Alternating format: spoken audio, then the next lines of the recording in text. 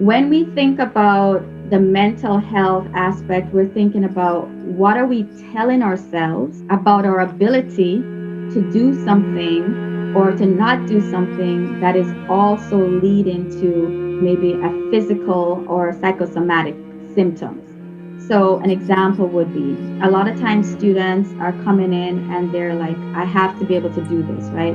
I'm supposed to be excellent. I'm supposed to be good. I'm supposed to not to fail anything. I'm supposed to be able to juggle organizations, academic responsibilities, work. I'm supposed to be able to do all of this.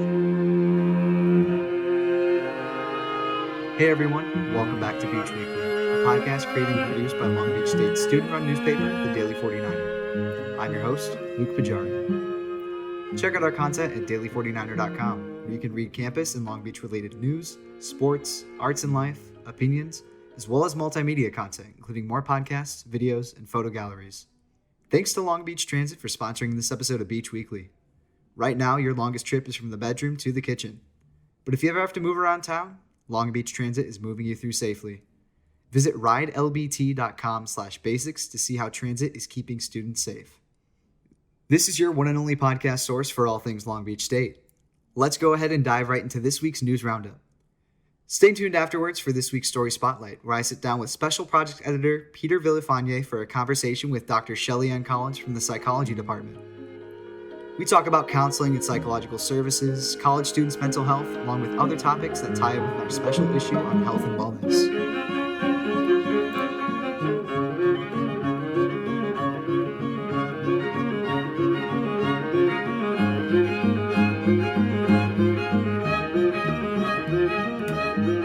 Long Beach State Spring Athletics will resume activity starting February 15th, following approval from the Big West Board of Directors and the Long Beach Health Department. According to Athletics Director Andy Fee, the next steps include continued testing and mandatory department-wide vaccinations. Fee said the department is still planning to test athletes 3 times per week to ensure the safety of all members of the program. Student Health Services is already underway in screening and scheduling vaccinations. Out of the 7-stage distribution plan, student athletes are 5th on the list. Speaking of spring athletics, the Long Beach State Dirtbags are anticipating a return to Blair Field. The athletic department received approval to resume activity starting February 15th from the Long Beach Health Department. However, athletic director Andy Fee has said that no teams will begin activity until all members are vaccinated. The regular season schedule is slated to consist of a 4-game weekend series against each conference opponent. Conference play is scheduled to start on March 19th versus the University of Hawaii. Long Beach State women's basketball is on fire with 2 big wins against UC Santa Barbara this weekend. On Friday, the Beach closed out with a 61-49 win against UC Santa Barbara, and on Saturday, the Beach finished even stronger with a 70-55 win against UC Santa Barbara. This keeps women's basketball on top in the Big West with a 10-0 conference record. Long Beach State will host UC Davis, the only other unbeaten team in the Big West, next weekend on Friday, February 12th and Saturday, February 13th. Both games will tip off at 4 p.m. and be broadcast on ESPN3. Long Beach State has received doses of the Pfizer BioNTech vaccine despite being initially told by the city of Long Beach that it would only receive the Moderna vaccine. According to the Vice President of Student Affairs, Beth Lesson, the university has only received the Pfizer vaccine and expects that subsequent vaccine shipments will be the same. Long Beach State has already begun administering doses to essential personnel working on campus. More details for the vaccine process at Long Beach State can be found at csulb.edu/onebeach under the Reuniting the Beach tab. In a unanimous vote, Long Beach City Council passed a new citywide agreement during its meeting last Tuesday to increase hiring of disadvantaged workers within the city. Dubbed the Project Labor Agreement, the contract helps workers like veterans, those with criminal records, or those who have not completed higher education to receive employment. A 10-year contract for the agreement has been established between the City of Long Beach and the Los Angeles and Orange Counties Building and Construction Trades Council. After serving in the position for 4 years, Provost Brian Jersky announced last Monday that he is retiring from the role. According to President Jane Close Connolly, the search process for a new senior vice president and provost will begin as soon as possible. Jersky is offered to continue to serve in his role until his replacement is selected. He said that his projected last day as provost for Long Beach State is June 30th.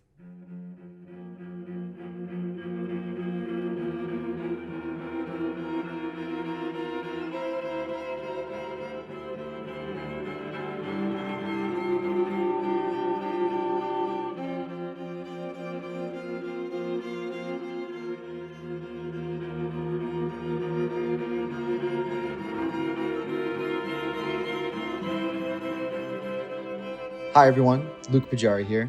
Today I'm sitting down with Peter Villafane, Special Projects Editor for the Daily 49er, along with Dr. Shelly-Ann Collins. Today we're going to be talking about counseling and psychological services, otherwise known as CAPS, at CSULB. Dr. Shelly, what is your job title here with CSULB? Hi, Luke. Hi, Peter. Thank you so much for having me. And again, yes, my name is Dr. Shelly-Ann Collins, and I am at the Counseling and Psychological Services Center, which is a department at Cal State Long Beach that offers therapy, whether individual or group, outreaches, consultations. So anything that you need to know in terms of mental health support and wellness.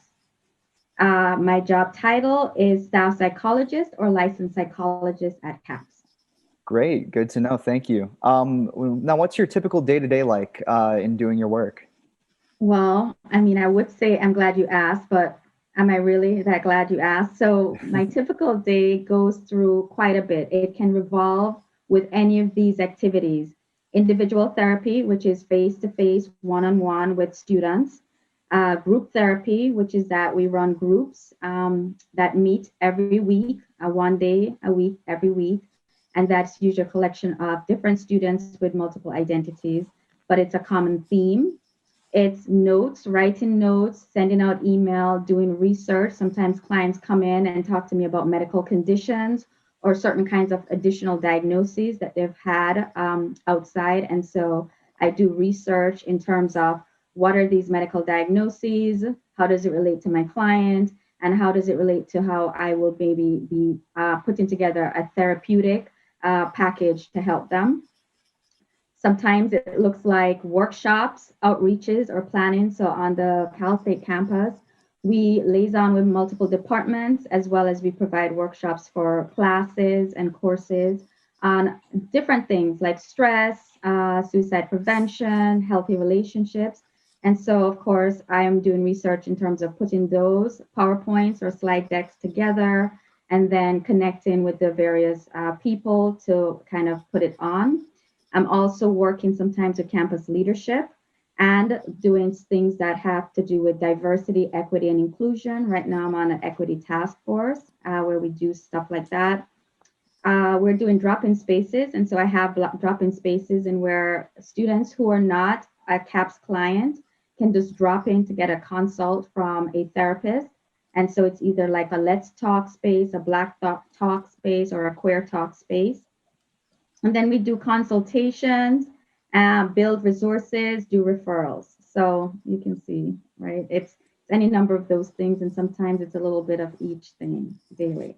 Now, can you tell us like more specifically what CAPS does and what it offers to students? Absolutely. So when a student, we do a lot of things on our social media platform, Facebook, Instagram, as well as on our website. But when a student, say for instance, is interested in seeking support, mental health support, or a teacher or another friend may say, hey, why don't you kind of seek some mental health support or find out about some information that you may not have, then they can either call our number, which is 562-985-4001, and make an appointment to see a therapist or a clinical counselor, or they can just either walk in when we were able to walk in to make an appointment. So if they want, they can make an appointment for a one-on-one individual counseling session, or they can make an appointment for a group counseling sessions, or they can drop in to the multiple different therapy groups or drop-in groups that we offer. Or if they want help connecting with somebody else off campus. So for instance, they have, they prefer to go to a therapist or a counselor off campus. We also help them do that as well. Or if they want to, they run a student organization and they want to have a presentation or a workshop, then they can come in as well. And so moving on to more specifically the theme of the special issue coming up, it is going to be all about health and wellness. And I kind of chose to go at it from an angle of holistic wellness and the importance of mental as well as physical health. So could you speak to the importance of mental health to a person's like overall wellness? This is something like I did my dissertation on, and where there was a connection between physical health and mental health. And the truth of it is that we know this. Research has also shown, I mean, there is now current research that shows that it's not just mental health connecting to physical health, but also to heart health. And so, but even though we do know this, why is it that there's not a lot of holistic value or even activity in pulling together both? And so what does show us is that when we're stressed, we manufacture cortisol, and cortisol is actually really big in the weathering effects. And weathering effects means more aging, reduced immune system to be able to deal with different viruses or bacteria. It also talks about fatigue. It just makes us feel like, yeah, when you notice that rain has kind of beaten down on a wooden railing, you see what it looks like. That's the weathering effect. And so cortisol or stress, having a lot of activities or a lot of stimuli, but not enough resources, is what actually brings us into this kind of weathering pattern. So when we think about the mental health aspect, we're thinking about what are we telling ourselves about our ability to do something or to not do something that is also leading to maybe a physical or psychosomatic symptoms. So an example would be a lot of times students are coming in and they're like, I have to be able to do this, right? I'm supposed to be excellent. I'm supposed to be good. I'm supposed to not to fail anything. I'm supposed to be able to juggle organizations, academic responsibilities, work. I'm supposed to be able to do all of this. And if there is some vulnerabilities or this inability to kind of have all the resources to juggle these things, then you don't normally say, oh, well, I need to get more resources or I need to get more help. What do we normally say to ourselves is, you should be able to do it. What's wrong with you? Why are you not being able to do it?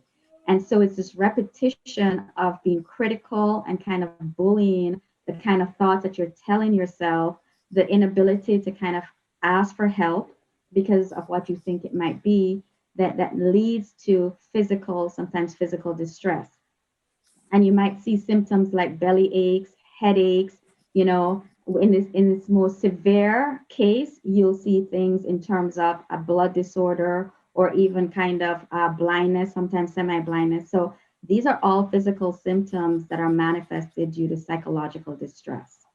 Yeah, I didn't know it could be at that extent. Mm-hmm. Absolutely. And most people don't know this. I've had clients too that will come in because they're fainting all the time or they're losing, right? The blood is kind of rushing down. There'll be times and they're not even sure. They've gone to the doctor. They've gotten neurological scans, CT scans, everything. And they come back and they're like, well, the doctor thinks it might be psychological. And they're like, I don't think it can be. And I'm like, it actually can be. And even though you may even see something show up in your blood, it can reach that far, because the truth of it is that we don't even know the capacity of our brain, which is equal to like the capacity of our mind. What we tell ourselves, we see miracles, or we've heard of miracles, right? Which is that doctors will say you can't do this, but you hear about the person who really believed in themselves and that they recovered faster, or they were able to get it. And so that's what we mean, is that the mind is really strong in terms of how, what you tell it, what you believe can look can kind of look detrimental to yourself if what you're believing is negative, if what you're saying all the time is something negative.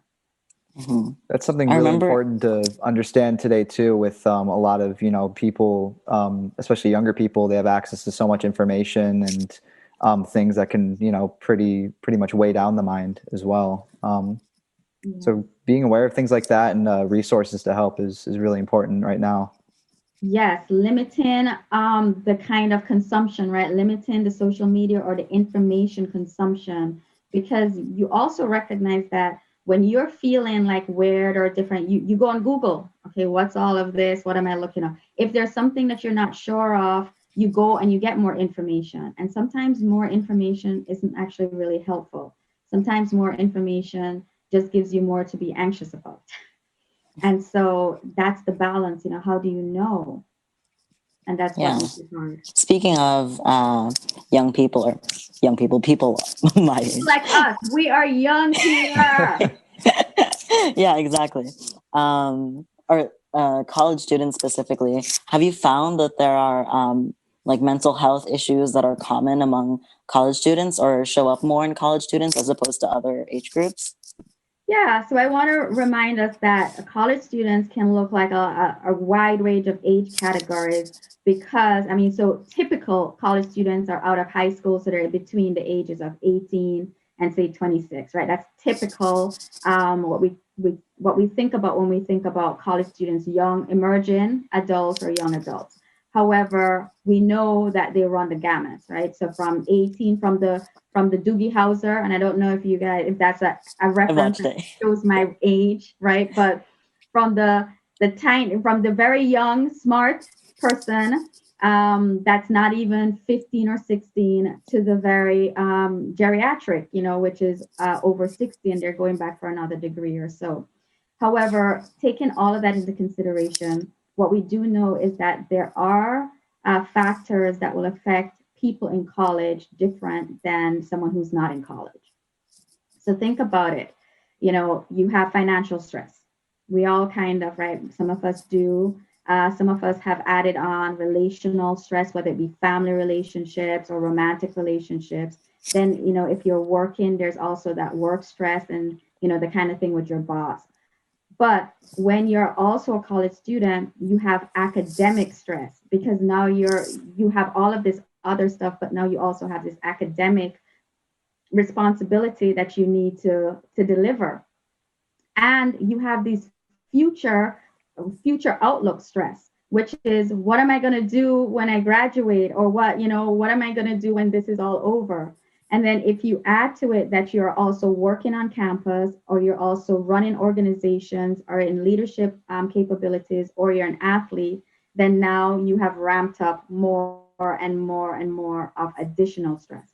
So you have the regular ones, which is microaggressions, living in kind of a society in where there is a lack of power and privilege just regularly anyway. And then on top of it, if you are in a relationship, you have that. If you are a student and you're also living with your family, you have not only the family stress, but you also have the academic stress. And then if you're working, you have the work stress.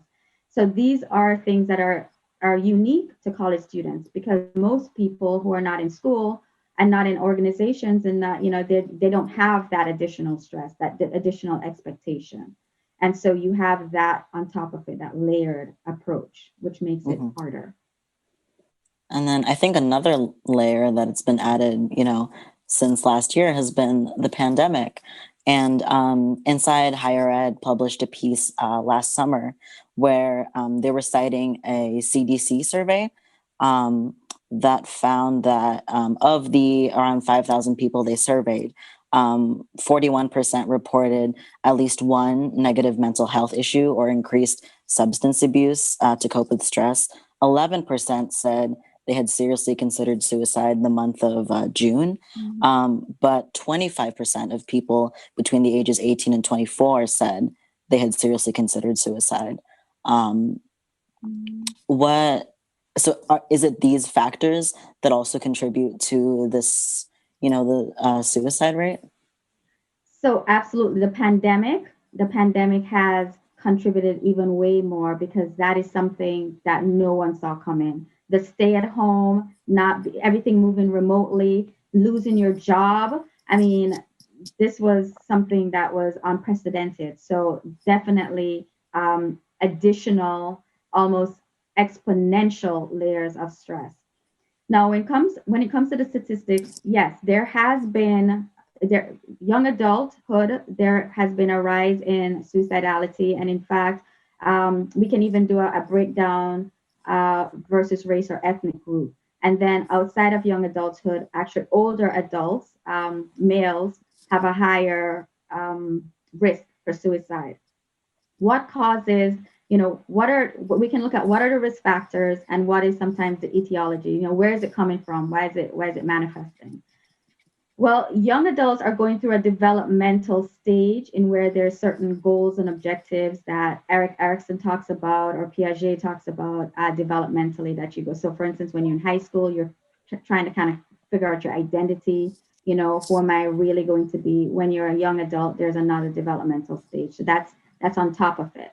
Could you remind us of a couple phone numbers you mentioned? The one to set the mental health appointments and then the crisis number? Yeah, so they're both the same. Thank goodness. Oh, So okay. you only have to write. You only have to remember one number, 562-985-4001. And that number, when it's after hours, you would just, it tells you which number to press. And I believe it's press 2 when it's after hours and you get connected to crisis. But during 8 to 5, there'll be somebody to answer that line. Mhm. Hopefully, they are not going to make me a liar. Okay, thank you. Is there anything we haven't asked about that you think is important for our listeners to know? You asked a lot of things, and I'm actually wondering if I talked too much. So sorry, listeners. Hopefully, you think my voice was nice and soothing. Oh, by the way, I go into a very nice and soothing voice when I do.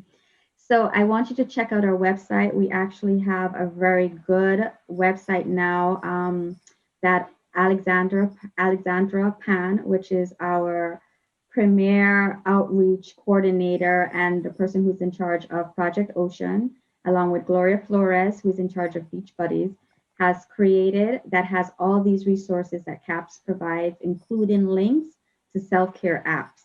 Netflix, I think, has Headspace on it. I've heard really great things about Netflix's Headspace.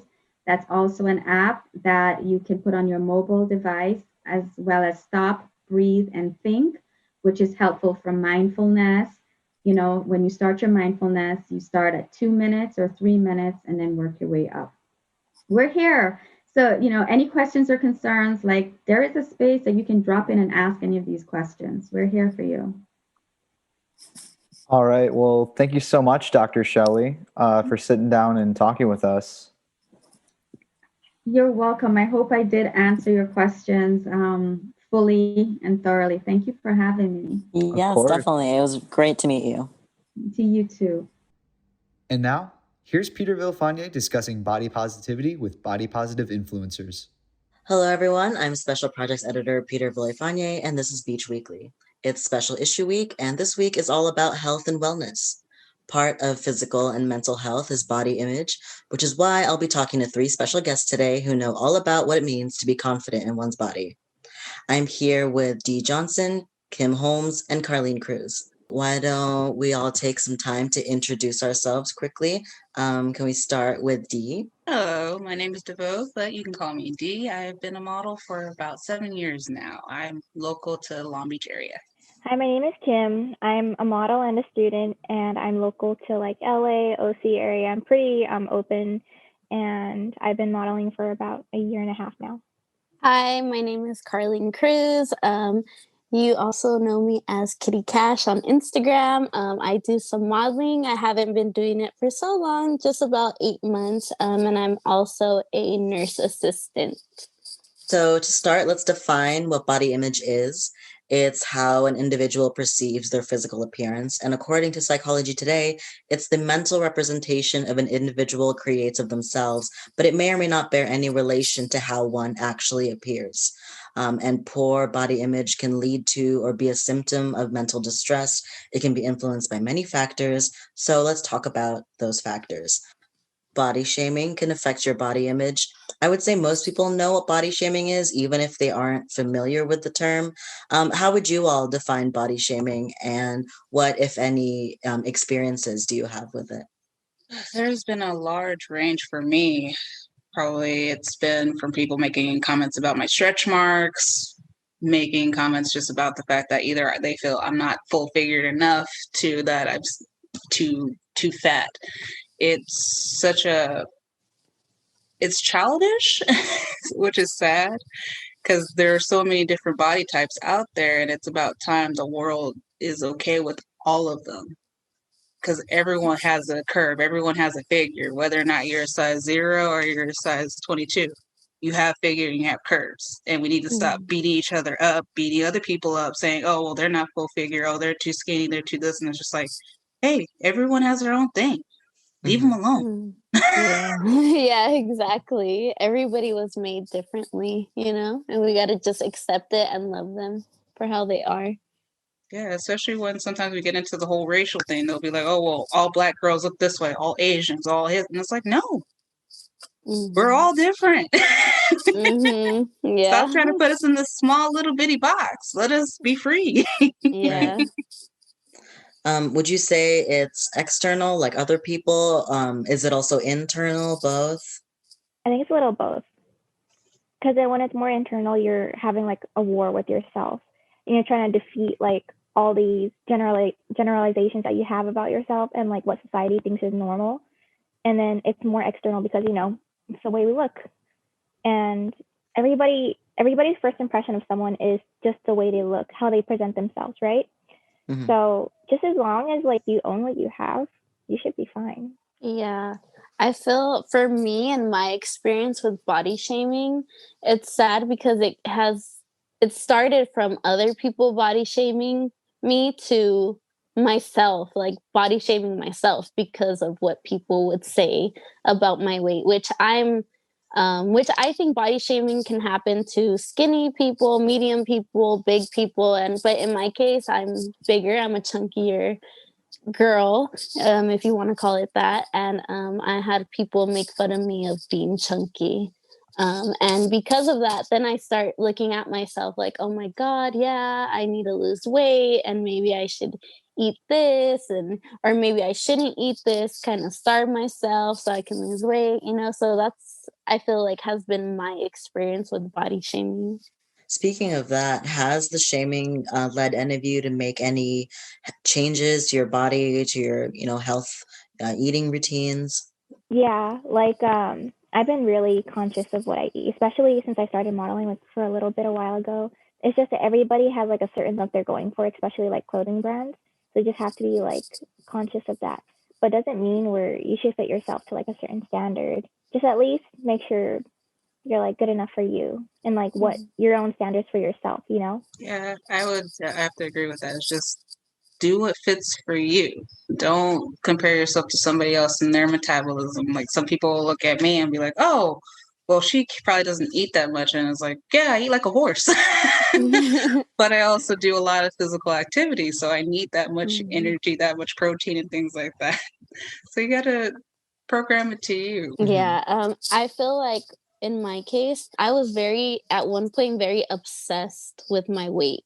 So, and it was so unhealthy and everybody knew it. It was so obvious because I would be like, one person says one comment about me looking a little heavier or something, and I'm like, oh my God, like I can't eat this today. I have to like starve myself for 3 days and I have to go on this like crazy workout routine, So I feel like, yeah, it has made me do some crazy like diets and workout routines in the past. Now I'm more accepting of my weight and I actually like just, I love myself for how I am. Of course, I want to make sure I'm healthy for myself and for my family and my friends and those who care for me. But yeah, I used to be so obsessed with my weight, like just so unhealthy. Yeah, speaking of kind of the obsession with weight, according to the National Association of Anorexia Nervosa and Associated Disorders, body shaming perpetuates the idea that people should be judged mainly for their physical features.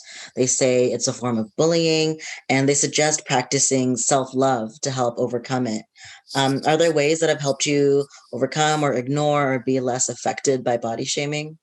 Me personally, it took a big change because when I was probably 2009, I weighed 118 pounds. So that was the smallest I ever was in my life because my mother was very strict about her eating. So before I left my house, I was super skinny, and now I'm 165. So I'm a lot heavier than I was. So for a while, it took me a minute because I would compare to myself. Like, oh crap, look at what I used to look like. Probably people want to shoot me looking like that because I was a lot skinnier. And I had to look myself in the face in the mirror and say, you know what? you are good enough just how you are now.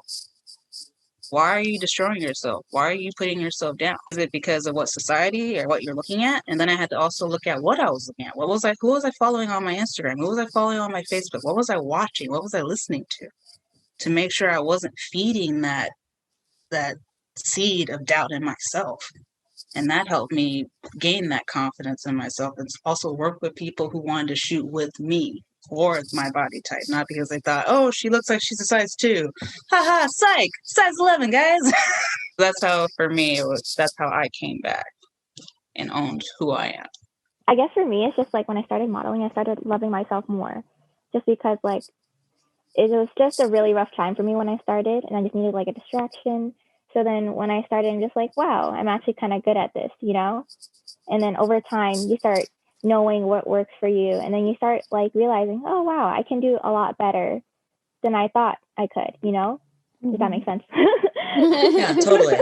I feel like for me, my issue was because I was bullied when I was younger and I was so obsessed with my weight, I would try to look for love, I guess, but I didn't realize that love should come from me. I thought it should come from somebody, which is why I would like unhealthily get into relationship after relationship.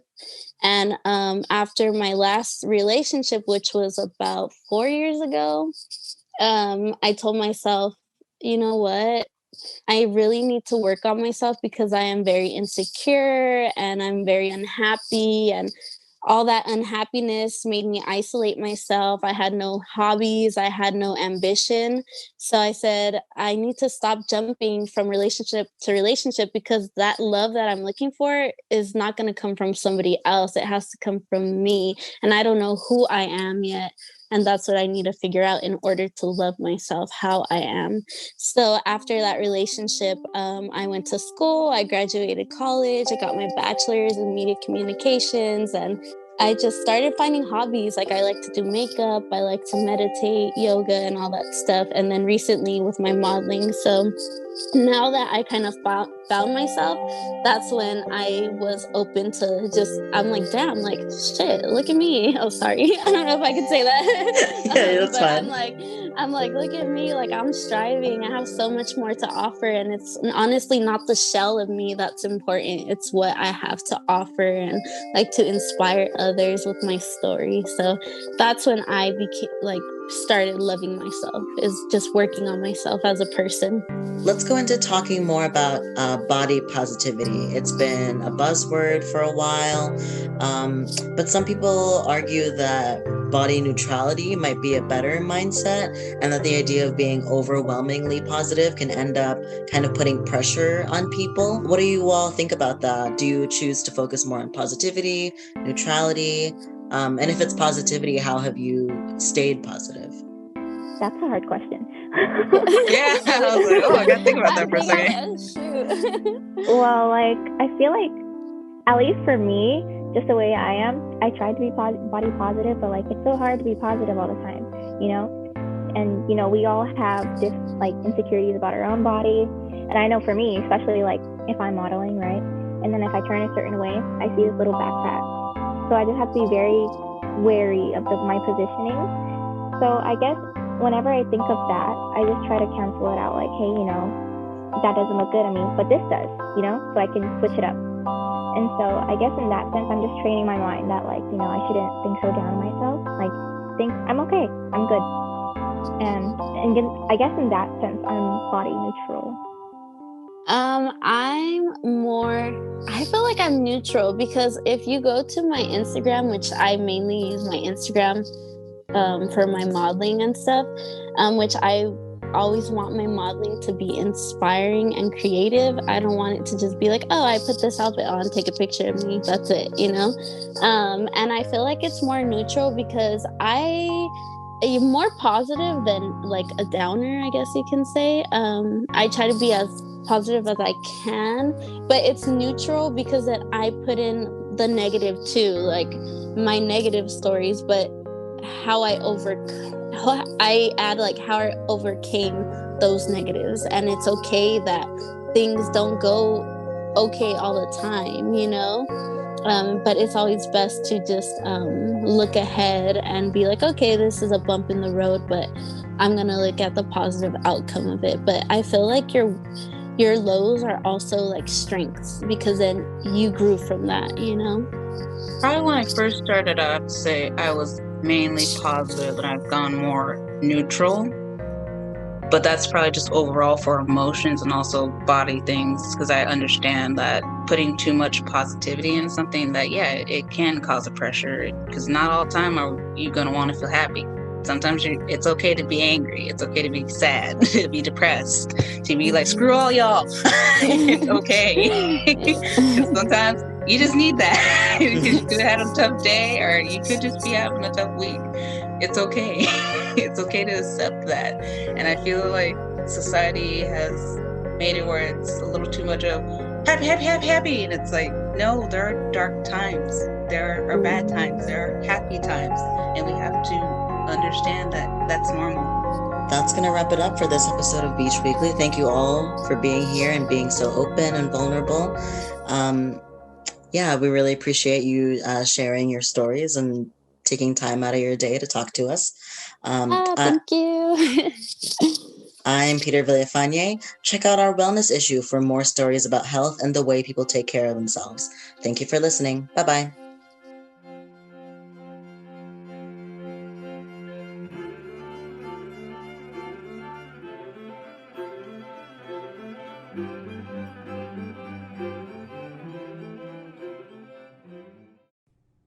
Long Beach Transit misses seeing you on the bus, pretending to study while you listen to this podcast instead. Until the day comes when you're riding on the regular, visit ridelbt.com/basics to see how transit is keeping you safe. That's all for this week. Thanks for tuning in to this episode of Beach Weekly. This is your host, Luke Pajari, signing off. Take care, guys.